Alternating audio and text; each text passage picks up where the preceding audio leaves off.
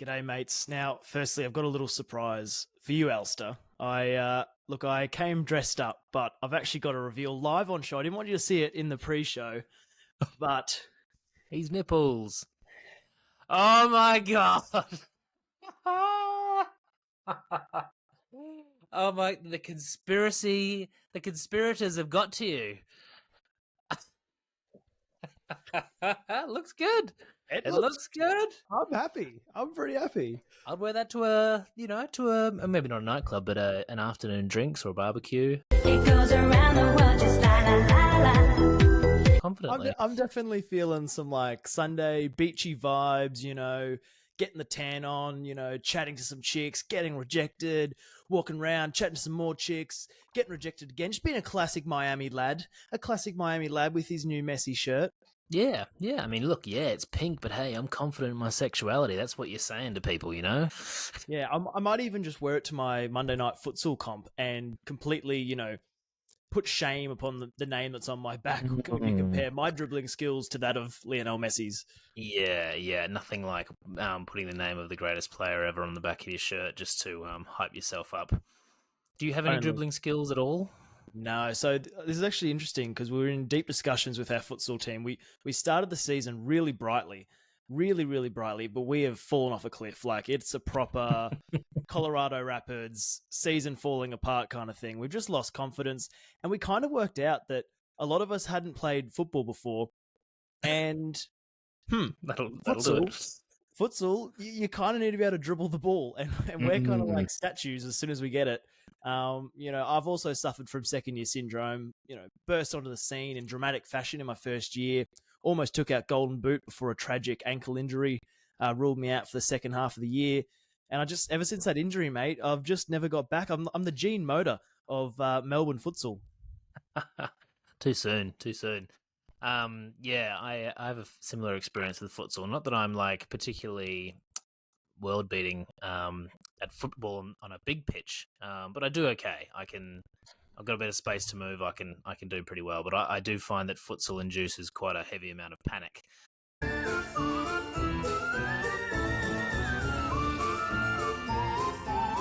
The ball comes to you, and it's just every alarm in my body is going, just get rid of it, kick it as far as you can, and then of course that doesn't really work in futsal. So I feel your pain there. That's a lie. Every family Christmas, guys, he's constantly boasting about how he's the greatest soccer player in all of Gold Coast. He's showing mum his stats. He's running dad through his strategies and his pre-game routine. It's all he talks about. So, all I can say is I feel like I may have missed a career opportunity in that in 2 seasons of playing football ever in my life, I've won the Golden Boot in both seasons. Now, I hope it doesn't sound arrogant when I say that I am the greatest man in the world. With the strong caveat that this is in a Division 3 Wednesday night men's team. So yes, it's not. I'm not up against the top grade players in the Gold Coast, but hey, I mean, obviously there's some natural talent there that maybe I've wasted. Well, I think a couple of shows ago, remember we had to cut it short because I had that netball game to go to. I think I've discovered that I could be the greatest netball player, and if it was a cooler sport, mate, I'd be quitting this show right now and I'd be focusing on netball 24 hours a day, 7 days a week. If it was a cooler sport, wow, serious shade thrown there at netball. Anyway, I guess we probably should get into some Sorare now. I mean, funnily enough, what a weekend, and there was so much to unpack. To be honest, from my first venture into the Premier League, the St. Louis Stacks first time out in the gallery. I mean, we've got a hell of a lot to unpack in whatever the hell happened in your game week, because I mean, you open up your account on Sorare Data and there's rewards flying left, right, and center, but you're not happy. You're complaining. You're winning rewards, but it's not enough. Is it enough? But you've won so much. We will never know. You're never happy in Sorare. Alistair, please just fill me in on the game week. Are you happy or are you still complaining? You can never be happy, Simon. Come on, everyone who has played Sorare for any length of time knows that you can never be truly, truly happy. I feel so depressed. It has been an okay game week. It's one of those ones where it's like, the roller coaster was in full effect. It was like a lot of people complain about like Friday curse, where their game week's done before it's even kind of begun. The first games of the week just kind of blow their lineups out of the water. I often suffer from the opposite, where I get some really strong results early, and then just things, kind of deteriorate from there. But I must say that the success of my game week is purely down to the success of my boys, the Spurs. Absolutely smashed it in tonight, and that pretty much single-handedly launched me into some rewards across a couple of divisions. I've got my Spurs stack running, which is full 5-man stack, and then I've got a Madison Sun attacking stack up front in my Rare Pro team, my newly formed Rare Pro team, which has immediately paid dividends, which I'm happy about. Why am I happy? I'm not happy. Well, I am happy. I'm satisfied. I'm content. But I'm not as happy as I could be because, and this is a dangerous activity to do, I went rabbit hunting, as Laird would call it. I was looking at, okay, because when you have these moments in your head, these flashbacks to Friday night, it's 11:50 p.m. The deadline's coming up in 10 minutes, and you're like, I'll just move this guy here, and then that means that I can do this. And of course, that always comes back to haunt you, and never more so than this weekend, where I was quite open with the community that I was going to prioritize Cap 270 Super Rare. I was like, look, I've got a gallery that kind of suits it. That's where I would normally play my cards anyway. I'm okay with foregoing rewards if it means that I've got to crack at a bigger cherry. So, of course, I put the man, the myth, the legend, Sho Sasaki. God? In that Cap 270 team. He fit in that team really well. I don't have that many good super rare defenders, so I was like, he's my linchpin. Goes out, bangs a 90 as my captain. So I've got like 160 points or whatever it was straight off the bat. So Cap 270 is looking good. Now, over the course of the weekend, every other person in that team did terribly. My keeper conceded 4. There was a few benched players. Everything went as badly as it could go. Now, conversely, my Rare Pro team got off to a flyer again. Friday afternoon. What's the opposite of curse? Blessing? Friday blessing. Friday blessing. Trippier and Pope. Lovely clean sheet. Trippier assists. The boys are doing exactly what I pay them to do. We're off to a blinder. Now, I put Daniel Wass in there as one of my super rares. Now, people always talk about form and fixture. Daniel Wass has been in great form. He's back on sets. He's back on pens. His team is in great form. Now, they weren't coming up against the worst team in the league, but they were coming up with a team who's conceded considerably more goals than anyone else in the Danish Super League or whatever it is that they're playing in. So I was like, okay, I'm confident that he'll do what he usually does, and there's a good chance he could get a pen, he could get an assist, he could get a goal.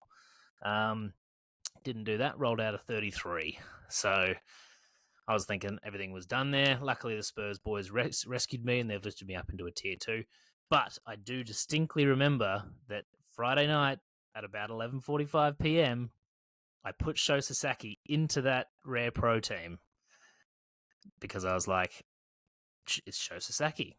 But then I second guessed myself, and I flipped them all back around again. It just didn't quite work. No! I know I've been going on for a little while here, but if you could please hurry the fuck up, it would be greatly appreciated. Just the final piece of this wild puzzle is that when I moved Sho Sasaki into the Rare Plus team, I might need a diagram for this. Obviously, I had to replace him in my Cap 270 team, which again, I was prioritizing. I put in Jordi Van Leberg from Mechelen, who has been very good for me this year. Don't get me wrong. But I was like, fuck, they're playing Genk. There's a real possibility of a 4-0 thrashing here. They did get a 4-0 thrashing, so I was absolutely right there. He also banged out an 87 in a 4-0 defeat. So I probably would have been anyway, like I said, Rabbit Hunting Deluxe, I just can't help but feel that things could have been so much better if I just made the odd choice here and there. Sorry, that was like an absolute novel, and I have to put that on double speed for anyone listening at home. Take a breath, listeners, and I can see you glazing over midway through. You're just like, Okay, man. I think I probably should have taken notes Move it because I on. had so many times I wanted to jump in and say something in return, but you just weren't. You were like going full Eminem mode, just not breaking. It just got more and more intense. I was just sitting here, I started going on my phone. I was like, "It's got to wrap up soon, I surely." became very self-conscious of it about halfway through, and I was like, "Fuck, I've still got so much more to unpack." Oh, you unzipped me. You did say there's a lot to unpack. I did. I thought we could have gone through it one bit at a time, but there it is. Oh, I apologize, everyone listening and everyone who's ever been born in the world, because that was awful. And now, listeners, we open to chapter 3 of the podcast after chapter 2 was taken up completely by Alistair. I guess what I was going to say is, how dare you? How dare you, firstly, not follow and trust in the GOAT, but secondly, how dare you, look at the fixture, play the guy in form. I mean, is that not the most rare thing ever that you're like, I've done the thing that they say is a thing to do, and it still somehow doesn't work? Like, that's got to be one of the most frustrating elements. Like, in your defense, you didn't really technically do anything wrong. No, I think it just came down to luck, really. I think the key takeaway from me here is that I don't really know Daniel Wass's output. I'm just kind of like pleasantly surprised when he does well, but I don't know why necessarily. I've never watched a game. Whereas probably what I could have taken from that is that Jordy Van Lerberg this year, if you look at his scores, has only ever banged in like 3-0 defeats. If they're getting smashed, he does really well for whatever reason, whether he's, super active, I'm not sure what it is, but I probably could have gone, okay, Genk could be a heavy defeat, but that's when he tends to score really well. So, yeah, moral of the story is kind of know your players as best you can, really. Yeah, and I mean, that's quite remarkable given the fact that, would you say there's 87 points in a 4-0 loss, so he's scoring over 100. Is that without a decisive, or? Without a decisive, yeah. So I think he had like, what is it, 4 points per goal? So that's negative 16 straight off the bat. So he's starting on like 19 points. And then, just racked it up. So he might have to take next week off. He's been such a busy boy. Yeah, he's got sore legs. But I mean, again, it comes down to the whole thing of you're never ever happy. If I'd put this guy in, this would have happened. If I put this guy in, that would have happened. Look, I get it. I'm kind of in a similar boat, a little bit. Yep. I thought, no, Simon, listen to what you're thinking. If you think James Maddison is a sell, hey, don't buy him because, listen to your own advice. So I went Rodri. I went ultra consistent performer, capable of hitting 100s, ticks all the boxes. And look, in the long run, it's probably the right move. But on the weekend, my debut weekend in Champ America, Champ Europe, 50 points. Had I played Maddison, I would have kickstarted it all with a tier 3. It is a little bit disappointing. I'm not going to lie. Yeah, and I think that comes back to what I said about, Daniel Wass. As much as he surprises me every now and then, I've never seen him play. But I have seen James Maddison play in this new Spurs team, and especially watching him this morning, like, they dominated Fulham completely. But Maddison I know you were saying, like, Richarlison isn't the guy, because he's going to, and you're worried that those chances are just going to be missed. And don't get me wrong, Richarlison missed a lot of chances. He's not very good. But Maddison is there and thereabouts all the time, and he is creating a lot. And I think even without the decisive, he was racking up 60 plus just in, attempted assists, penalty area entries, that kind of thing. So I think watching him this morning, I was like, I don't think this is a sell, hey. I think this guy's just going to be a pretty consistent smasher all year. Yeah, I guess for me, it was more the price point. I felt like if a few of those like Spurs victories dry up because they don't have an out-and-out striker, yes, he'll still score well, but I feel like he'll drop back to being a bit more of a 60-point player, which is still really really great. But I just think for what I'm paying at the moment in limiteds, I was going with someone whose price has stayed pretty consistent. But I think you made the right call with Rodri. Like, he's super consistent. He's got a high floor, and he's always going to have those opportunities. So, I mean, midweek coming up, Simon. Just quickly on your gallery. Now that you're in the limited market, you get to play the fun game of plugging in holes where as and where you need them. I'm assuming, just based on your small gallery now, that you have a Liverpool stack midweek and Rodri, but no forward. Are you going to go out and buy a midweek forward? Yes, I am. I had a look at the fixture. I thought, who has a tasty fixture? And I thought West Ham up against the Greek team. So I put an offer out for a Jared Bowen for about 0.019 ETH. Jared Bowen. Okay, let me just have a look at what their matchup is. Who are they playing? It's a Greek team. Galas. Not going to even bother. Galatasaray. All right, let's go. Why is that not changing? Where's West Ham in all this? Well, they're not. They're not at the top. Just I find West Ham. Just look up West Ham's fixture, man. Here we go. All right, West Ham, Olympiacos.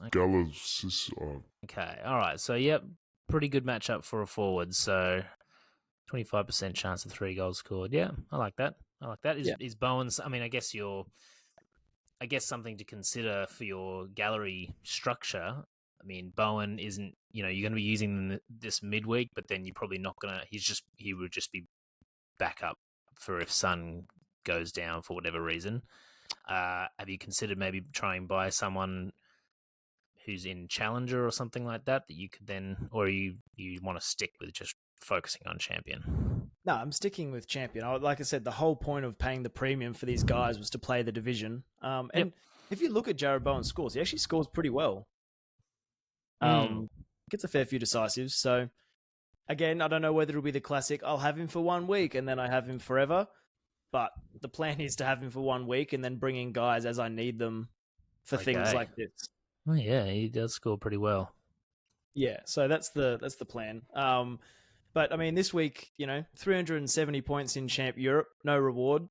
I'm not blowing up. I'm okay. Like I said, I was happy to watch my boys. Good to get the cleanie from Allison. Who else did really well? Oh, Van Dijk pumped out an 80. And it sort of came down to Rodri and Trent Alexander-Arnold. But I feel like at the end of the day, those are the kind of guys, and I got them for that reason. I know that some weeks they're going to let me down, but they've got the high ceiling. And on the weeks that they bang, I'm hoping they bang big. Yeah, absolutely. I mean, yeah. If the two guys that didn't do that well in your team, that, especially with Trent, he's not really a 70, 80-point player. He's either 100 or he's a 50, So, just didn't all come together this week, but I like the look of that team. It's pretty sexy. Yeah. And I mean, pretty exciting midweek coming up. I mean, Liverpool's got an amazing matchup. City have got a great matchup. So, do you know anything at all about the Liverpool rotation policy? I was on the phone to Klopp the other day, just sort of giving my 2 cents. Told him about the new plan into Champion Europe. He was all aboard. Just one great manager to another great manager. We do those catch-ups quite regularly. And he said, no, they're never going to get rotated ever again. Okay, good. They're going to play them till their legs fall off, as we like to say. And he said he'd give me at least, 2 days warning before any injury or anything happens because, we're such close friends. So, yeah, nothing to worry about there, Alistair. Nick Minute. Jürgen, how could you? That's it. Now, that kind of brings me on to one of my disappointments of the game week. Obviously, a great game week, as you said. My Cap 270 team, like I said, started with an absolute bang. Sho Sasaki, skipper. We're on. We're absolutely on. Mercier off the bench. Julian Dessart did nothing. My new challenger goalkeeper here, Stein Van Gassel, conceded 4 against bloody Zvola, so not ideal.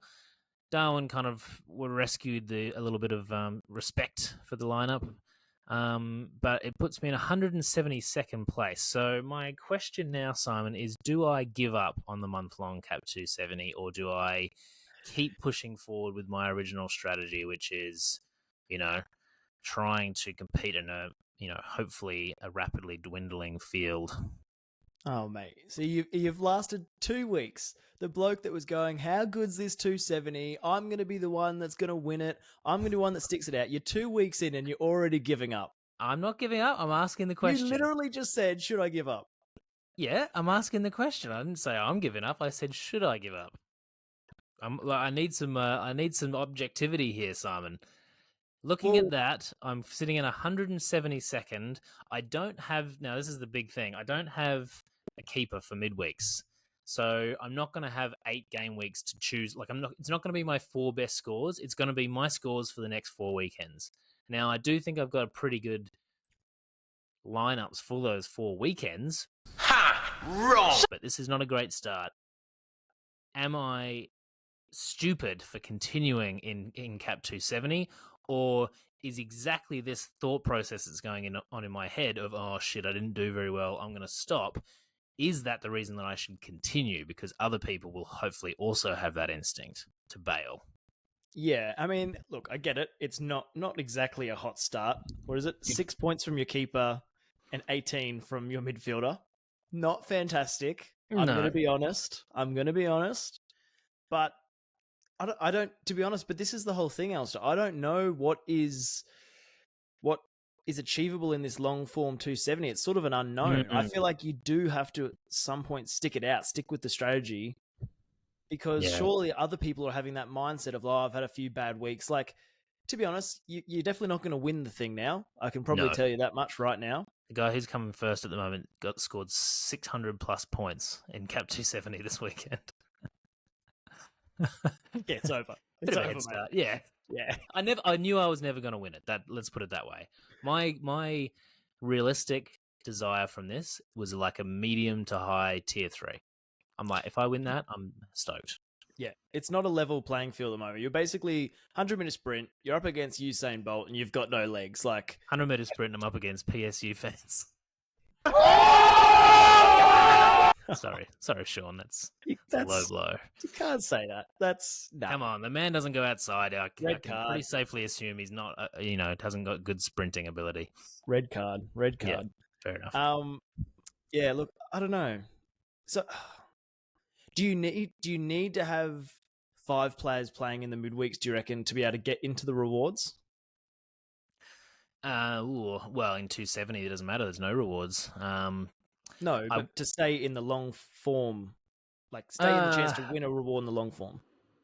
Like you said, it's hard to predict. I think for most people, no, because the midweeks, A, there's a lot of rotation, and then B, I mean, I think what's going to happen is, and we already knew this really, is the Whales are going to take the top spots in this Cap 270 because they're going to have midweek teams that crush. They're going to crush on the weekends. They're going to be able to like still prioritize other lineups whilst also putting a pretty good team in this.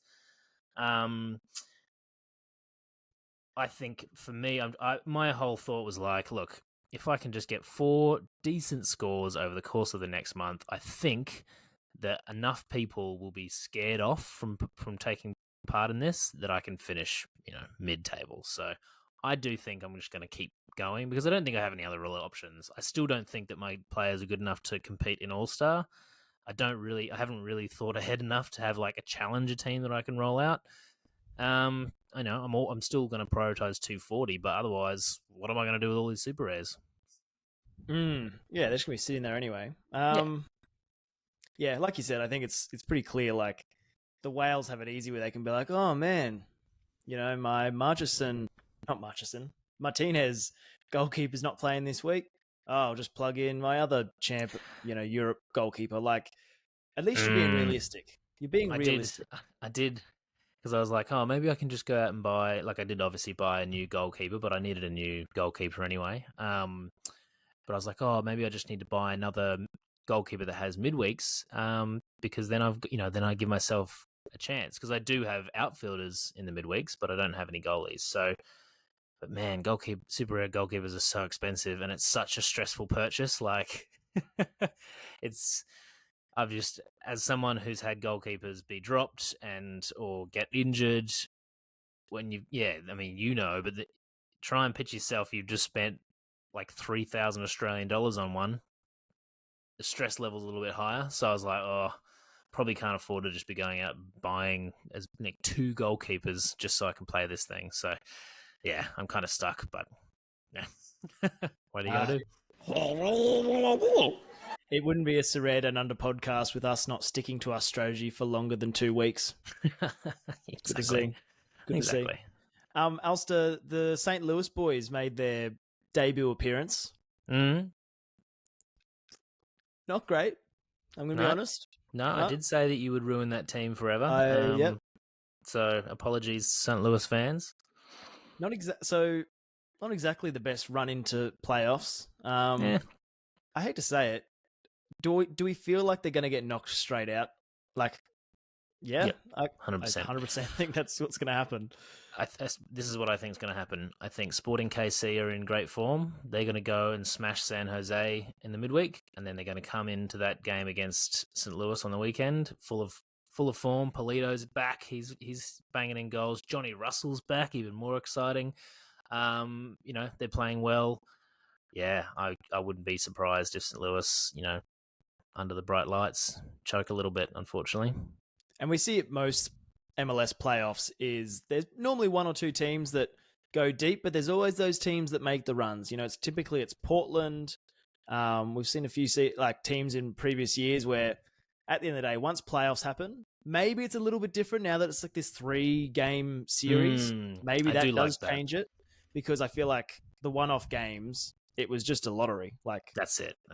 Yeah, I really like the 3-game series. It gives it a little bit more of a enjoyability factor as well for us watching too, because it's you can kind of follow this ongoing series. So I'm very excited for that. But look, I hope for their sake that they go out and dominate. But I think you can kind of. I'm not going to compare them to Austin last year, because I think Austin were a little bit more lucky. And obviously St. Louis finished first, so that is better. But I do think there's an element of I never saw them really dominate teams, or I think teams like Seattle and LAFC and Cincinnati, they kind of had more of a consistent season where they just really went out and put shit teams to the sword, and they won the tough games. And, they did obviously drop a few games here and there. Whereas I think St. Louis is a little bit more unpredictable. So I think carrying that into the finals, they'll have to. I don't know. I guess we won't know what we're going to see from them, because they've never done it before.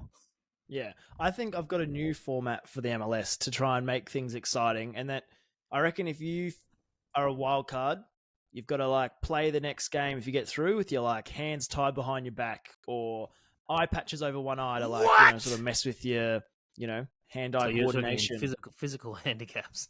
Yeah, I'm thinking Johnny Russell's running with his hands behind his back. Polito's, he's doing the classic sack race maybe for the first half. The goalkeeper's got to play with just lasers shooting into his eyes constantly. I don't know. I just feel like it could really, really spice up the MLS playoffs. Definitely. I mean, I'd watch it. I tell you that much. Viewership would go through the roof. Yeah, I don't mind that idea. Look, it's their fault for coming 9th. Don't come 9th. Be better. That's it. But to be fair, there's too many bloody teams in the MLS. You shouldn't be making playoffs by coming 9th anyway. That's true. Yeah, 9th. That's a participation ribbon. By the way, just quickly, your idea of the eye patch, one eye patch, would be probably one of the funniest things I've ever seen. Watching 11 dudes run around with their depth of field severely limited.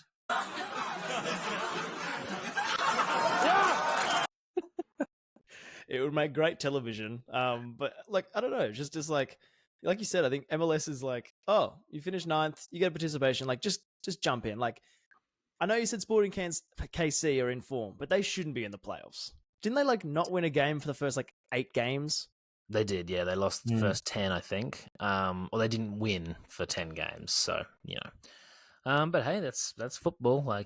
They're making a run. I think as much as the Premier League system, or most big leagues, their system of you just finish top of the table, as much as that probably is the right way to do it, like you said, it's not as fun. People love a final series, and especially in America, I don't think they'd be in basketball, they have a 7-game series for every single finals game, which I think is a bit overkill. But that's what the people want. So I love the fact that they're doing playoffs and that they've made it best of 3, more football. I'm happy. Yeah. You mentioned NBA. NBA is back tomorrow. Are we playing? Are we, turning this into the Sorare and Under basketball show? Possibly. I am thinking of dropping a little bit of cash in there and having a go. I do remember like playing along last year and kind of getting a bit of a feel for, in the commons, getting a feel for like how it all worked, and obviously the matchups, not matchups. What are they called? I can't remember. They're like predicted lineups or projections. There we go. We got there eventually. Projections. The projections on Sorare data really do drive most of it. Pretty much just go in and see who's projected and whack them in, which I kind of like. I like the fact that as a strategy, you can go out and you can buy and also win tier 4s, tier 5s, and then they can all of a sudden just be the most valuable card on the platform for a given week, because they're going to get more minutes because someone's injured or something like that. Like, I really do like the concept of that.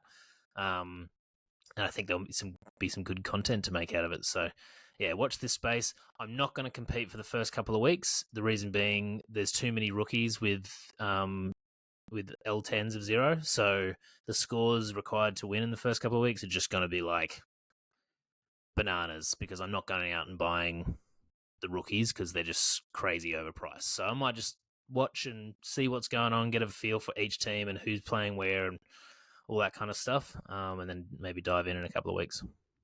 Yeah, I mean, I'm playing like a fantasy basketball league with some workmates. How dare So you. today, it's not Sorare. I haven't converted them onto Sorare, but on another platform. I know I'm cheating. But to be fair, I have been using the Sorare data NBA like projections, stats, looking at their value, trying to work out who I should pick up. I'm currently in my league right now. I'm getting all these messages. It's my turn to pick my player. But I'm trying to do it mid-pod, so I'm like just like guessing I was random going to players. say you look distracted. Are you listening to me? I look into your eyes and I can't tell whether you're getting anything I'm saying. No, I'm losing my only audience member. Is it any surprise that I'm trying to do two things at once while doing a podcast? I've sort of made it my thing lately. Busy boy. I mean, yeah. I mean, if people are yelling at you to make your pick, I can understand that kind of social pressure. No, but yeah, watch this space with the NBA. I think I'm excited to get involved. I think it could be something just to, again, just more Sorare for me. I'm happy with that. I kind of forget that we have basketball and baseball sometimes on Sorare. Like, it all happens so fast that, like, yeah, I don't know. Does it? I guess like if you're playing it, I'm not playing it, so I'm not going to pay any attention to it. But it never quite took off like they thought it would. I don't think. Obviously, it didn't help that it got launched when everything like went down. But yeah, a friend of mine was playing it, and I think he kind of enjoyed the fact that it was kind of, there's a little bit of an early adopter benefit in that. Whilst I think most people's gallery values probably have gone down because that's just across the board, I think he managed to achieve quite a significant amount of success without winning like anything crazy. Regularly picking up rewards, and like I said, those tier 4s, tier 5s, they can have value any given week depending on people being in or out. So I think from his experience, he really enjoyed it, and it does make basketball more exciting. And I'll put my hand up. I don't watch any basketball really. It doesn't excite me that much, but I think adding Sorare into the frame might change that a little bit. Yeah, I mean, I'm pretty keen to get into it. I feel like this, like you said, the stats side sort of lend itself really well to fantasy. But I mean, Alistair, could you pick up a limited team to go? You got a bit of ETH in the wallet. Could do. I'll see how I go in this fantasy league first. If I enjoy it, then I might think about putting my money onto Sorare. Also, I'm just like keep looking at this jersey. I really like this Inter Miami jersey. Oh my God! I'm gorgeous! I'm kind of just admiring keep staring at myself in the reflection. I mean, I've gone for more of a Magnum PI, detective on holiday kind of look today. So we've both got strong looks. Yeah. Okay. Ha! Gay! Now it's a miracle we actually haven't gotten to it yet. But arguably the biggest news of the week was the Harry Kane, Kylian Mbappe, super rare drama, Basilbot letting them slip. They got through the algorithm. I think and we all into knew it foreign was going to hands. happen at some point. So for those who don't know, who aren't kind of haven't got their finger on the pulse of what's happening in the Sorare community, Basilbot is one of the 4 or 5 mainstream bots on Sorare, which is a pretty recent addition to the platform. Basically, these people have developed an algorithm, a bot, where you can send them a card, and depending on the Sorare data value, it'll either send you some ETH of what it thinks it's worth, minus a bit of a discount, or if you're making a trade, it'll kind of assess the value of that trade, using AI. So there's no human interaction there. Obviously, so Basil is an actual person. He's not just a make believe bot.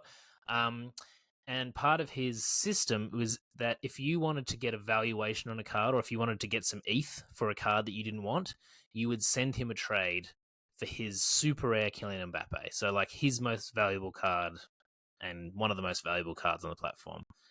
The idea being that like the bot would recognize that your shitty tier 5 isn't worth the same as Mbappe, but that triggers a mechanism where it then sends you an ETH offer. Now, I think everyone kind of had the fear that by putting your super rare Mbappe into that trade, you were just asking for trouble.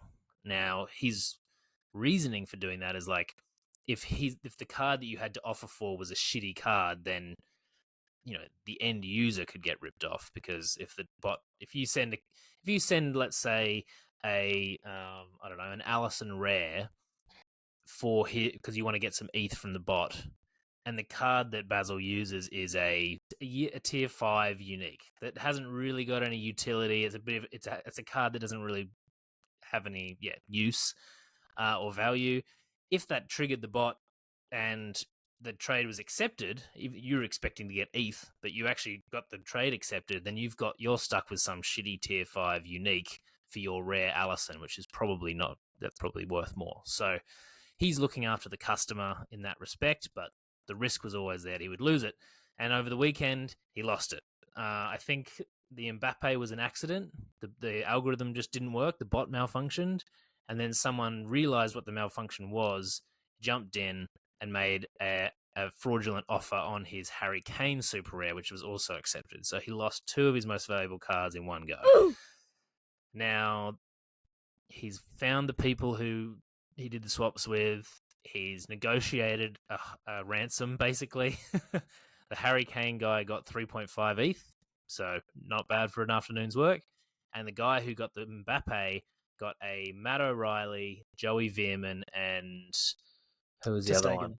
And Testegen super rare, which, again, he initially started off the trade by sending a card worth maybe $3, and he got those 3 super rares out of it. Now, the big conversation is an ethical one. Now, I will preface this by saying you were pretty hesitant to have this conversation, and I pushed you. I was like, we need to have real talk here. Let's not sugarcoat it. Let's not virtue signal. You are a pathetic beta male. Let's not pretend that we're some Mother Teresa types. If this happened to you, Simon, what would you be doing? Look, I don't. Everyone's gonna hate me for saying this. I've seen a lot of things out on Twitter, like people saying that these guys getting as much ETH and as good of cards that they did back was unethical and horrible. I'm gonna be honest, and this we could see our subscribers drop by 50%, Alistair, and I hope you're happy. But if I'm being honest, I could potentially see myself leveraging that situation also.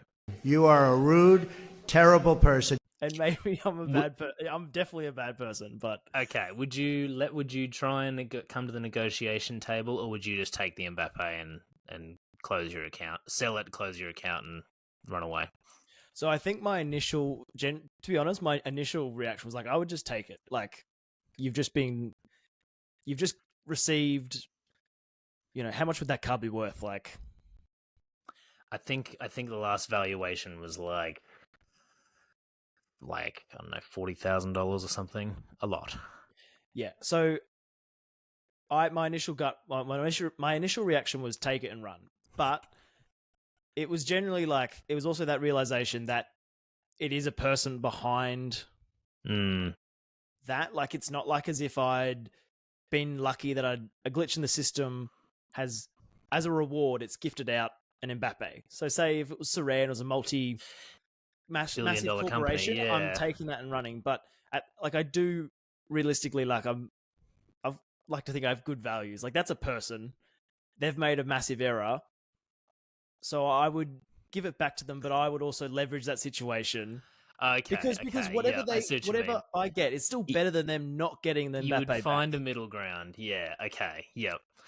Because, let's say I can't remember let me just quickly check the value of that card. Because people are saying you should take like half an ETH, maybe get an ETH back or something. But I think you're in a way entitled to a little bit more than that, given that the bot makes and trades for him on a regular basis where he makes profit. Well, why you boring me? I'm right. Yeah, I see what you mean. Okay, so Mbappe most recently sold for 30,000 US. So that's like 55,000 Australian dollars. So, you're a young man, you're running around town in Melbourne there. $55,000 is like that's my year's wage. Yeah, there you go. Okay, yeah. I mean, PSU fans, his kind of stance on it was like, you give it back and you just hope that they give you like a reward for your honesty. But your opinion is, yeah, maybe do what this guy did and be like, look, I'm giving up potentially some just crazy good fortune, and I could just walk away from this and be like, right, I'm going to go and, put a house deposit down. But I'm not going to do that, but I want I want something in return for the fact that I'm foregoing this tremendous fortune. I get it. I'm a bad person. I'm a shit bloke. No, I think if we're all honest with ourselves, we would go. Our first thought was probably, "Ooh, like you don't just go. I would never take it. I wouldn't do such a thing." You're thinking about it. My first thought was like, "Fuck! I run a podcast. I can't." Like the podcast has to end. If I walk away without Mbappe, podcast. I mean, not that this podcast is making me any money. Basically, the opportunity cost of running this podcast has cost me like $55,000. Basically, so thanks, guys. I am never gonna financially recover from this. But that's it. Is like my thought came to this, and I was like, it's over. Like, if I take that and run, who we are, we fall off the face of the earth because. So that's why, I do believe you give it back, but I think it's so much easier to sit here in our high chairs and be like you said, I would never just take it, or I would just give it back for free, mate. If you drop $20 on the side of the street, I'll pick it up and give you and be like, hey, bro, you dropped your money. If it's a $50,000 fucking super rare Mbappe, I feel like you do have to be realistic of I could probably. I sound. The more I try and justify it, the worse I sound. What are your thoughts on stomping on puppies? I'm going to be getting death threats. Yeah, it's. I don't think you can blame that guy, and I think part of the benefit of Web3 is that he can just sell those cards if he wants and cancel his account and return in relative anonymity. We don't have that anonymity anymore. People know where we live. So that was definitely my first thought. Is I'm glad this didn't happen to me because it would be a really shit dilemma to be in. Imagine the conversation I have with the housemate. Boys, we've got roast for life. We have roast for 50 years. We're never paying for roast again. Roast. Like beef. I smell like beef. Yeah, exactly. I mean, it's a pretty good return on investment if you could just walk away with, sell that card and off you pop. So, look, I don't think anyone's going to judge you, Simon. I think if we're all being honest with ourselves, it definitely crossed our mind oh, I might I might just try and winkle this for myself. I think Ladino once said when we were on his show, he said, Simon, you've got such a, innocent looking face. Like you'd never intentionally. And then here I am just showing my true colors. Like I'll take that 50,000. I'll take it and run. Hide in plain sight. Yep. Never trust a man in pink. That's what they say. Smiling assassin. Yeah. But look, it was. Yeah, I'm flustered, to be honest. I don't know if I've put my point across, but I'm hoping that I'm just putting a bit of reality into the situation of the common man. What would the common man do? Let us know in the comments. Is Simon a good person? Or is he the most evil man ever to play Sorare? This could backfire. You be the judge. Some people have morals, but yeah. Well, before I dig myself in a hole any further, yes, let's change topics. So, Champions League coming up this midweek. Very exciting. You're obviously going to roll out a team. I've got a pretty tasty looking Rare Pro team, if I don't say so myself. Now, obviously, people who have been listening to the show for a while might be aware of our underdog obsession. We love an underdog. Favorite movie, Dodgeball. Second favorite movie, Cool Runnings. $1 Million Baby. Do you support the Underdogs? Yeah! I'm sick of them! Wolfsburg has been our team season long. I've got a full Wolfsburg collection. We love the boys in green. We're still trying to get that Wolfsburg pin. We're slowly getting there. But we thought, there's only so much you can talk about Wolfsburg week to week. So what we thought we'd do is introduce a new segment.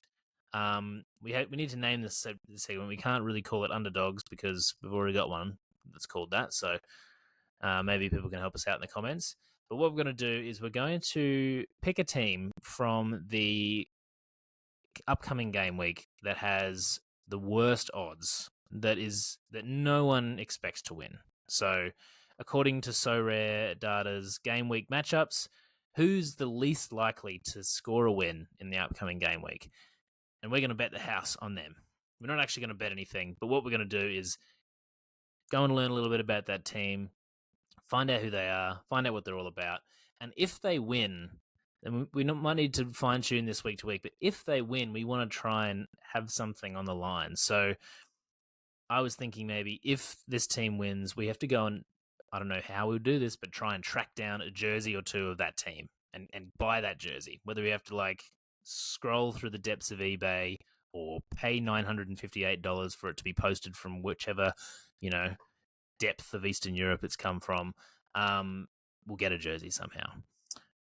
Or potentially we could do something more simple and just buy a rare of a player that plays on that team and give that away on Twitter or something. I don't know. What do you think, Simon? I mean, yeah, I like it. I mean, the Wolfsburg boys have shown how quickly that, yes, look, we've financially invested them, I guess you could say, but it's more of an emotional investment. And I feel like getting behind these boys, keep growing the knowledge. I do think it'll be, I'd love to get a jersey. Like you said, it could be some black market selling a kidney online kind of operation to source one. Like we said, you really can't get any jerseys in Australia. But no, I like it. Did you have someone in mind for the first week? I'm assuming that's where you're coming from with this. Well, I mean, we could just choose one, or we could just literally go by the stats, who's got the lowest chance to win. So this week, the lowest percentage chance of a win is Kukariki. I mean, I'm already sold just on the name. Sounds great. Sounds like a tropical holiday. Kukariki. Okay, Alistair will tell me, where is Kukariki from? I'm guessing an island. You think an island? No, it's definitely not an island. I see Europa. There's a lot of Eastern European symbols in there. So just quickly, before you get it up, you have any idea who this is? No. Okay, I reckon Kukariki. I reckon it's in the Europa Conference League. I'm gonna go Norway. Norway? I'm thinking with Kukariki, we're looking at somewhere Eastern Europe. I'm gonna go Slovakia or Slovenia. Okay. Let's look them up. Kukariki. Is it FC Kukariki? Yeah. I think I recognize that logo. I think this might be Croatia. Serbia. There you go. Okay. They're coming 6th at the moment. Let's have a look at Kukuriki. Where are they from? What are they all about? FC Kukuriki. Have you got All Kukuriki right. up on your screen? I'm still looking at Sorare data. Oh. Why is it? All right, let's go. Here we go. Can you see Kukuriki? Got black. Oh, Kukuriki, we're up. Yep. Or in Serbian Cyrillic. Have a go. Kukuriki. FC Čukarički, the shining light of Serbian footballing greatness, is a team not to be trifled with. Many may underestimate this proud group of Serbian Lions, but not this man. Čukarički is based in Belgrade, Serbia, and was founded in 1926 by this man. Čukarički is an area in Belgrade known for its promiscuous women, delicious potato-based delicacies, and for, of course, FC Čukarički. Their first ever team captain, Jaroslav Radinski, was famous in the Belgrade suburb of Čukarički for being the bravest man in town. He once rescued over 14 cats from a burning phone box and scored a hat-trick the very next day. This folk legend grew so popular across Serbia that their team mascot was actually inspired by Radinski's courage. Bratov the Ballbag is a popular figure amongst Čukarički fans, a testament to the never-say-die attitude of the FC Čukarički players, and of course, Yaroslav's massive brave balls. FC Čukarički are in action this week against Fiorentina, and we hope they absolutely murder the purple wankers. Go Čukarički! Okay, so what does their jersey look like? Jeez, it looks pretty bland. Pretty bland, so we could probably just buy like a Real Madrid one, maybe draw on, some different labels. A Kmart black tee and then just pencil in the logo. Okay, not super exciting, but that's okay. That probably makes it a little bit easier for us because we probably could just, do a bit of black market work ourselves. That is Real Madrid's kit. Change the logo. There you go. Problem solved. Okay, let's find out a little bit more about them. Okay, so they've been smashing it for a while. Oh, during the war. They played during World War II. Respect. Wow. Okay, they're one of the only clubs that was allowed to keep playing. That's good. They won the league. It was just them playing against themselves. Okay, now let's see. Okay, so they're pretty regularly in the Europa. Ooh, We don't use that word on Barbie.com. Europa Conference League. No, that's a bad one. Let's see if they've got any players on Sorare. Well, that's the other thing. Turns out reading their Wikipedia page live is not the best content. Yeah. Okay, we got a couple. Who's this? Yeah. Sissoko. Okay. It's currently going for $6. No, you're thinking of Musa Sissoko. Nah. Played for Kortrijk. Okay, so look, if they win, we can buy ourselves a $6 card. No, that's not going to work. We're going to have to buy a jersey, aren't we? I'm going to be honest, Alistair. I don't want to, deflate your balloon. Mm. I don't really want their jersey. But that's not the point. I mean, look, Simon, for us to buy the jersey, they have to win. Okay. So part of the fun is like, if they win, it's like, come on, Kukuriki, fans for life. But also, shit, now we have to go on a mission. And it would be a mission. I'm assuming if we just type in Kukuriki jersey, it's not going to pop up at Rebel Sport. It's going to be, we're going to have to go deep into the deepest recesses of Facebook Marketplace, Serbian Facebook Marketplace of all places, which I've heard is a very dark place. But we'll have to find it. So it's kind of like, do we cheer on Kukuriki or do we not? Okay, but if they lose, are they dead to us? Yeah, they're dead for us, and we move on to next week. Yeah, cool. Yeah, so they're expendable. Yeah, it's kind of like the whole premise of this is like they are the underdogs. If they win, it's pulling off the impossible, and we are then fans for life. And if it means we have to buy some bland, budget-ass Serbian jerseys from overseas, we're going to do it. Look, set me. You could like us or hate us, but we come up with some pretty out there segments. Got to give us that. Ooh, Kukuriki for the win.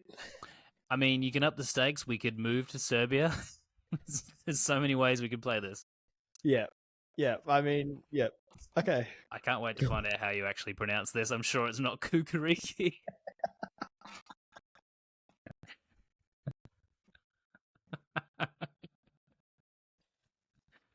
All right, I reckon we should leave it there. We're gonna wrap up. I'm done. Let's go. Let's go kukariki.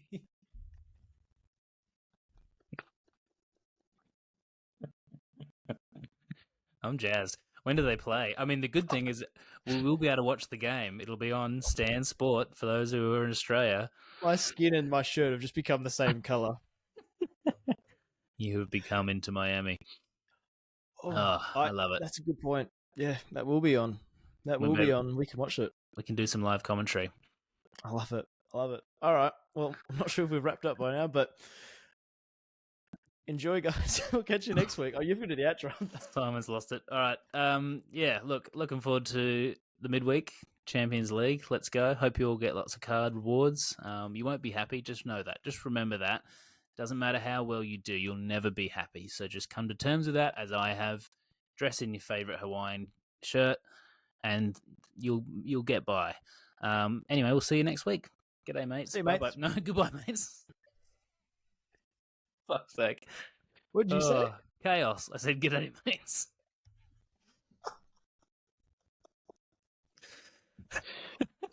Oh, dear. Okay. Bye.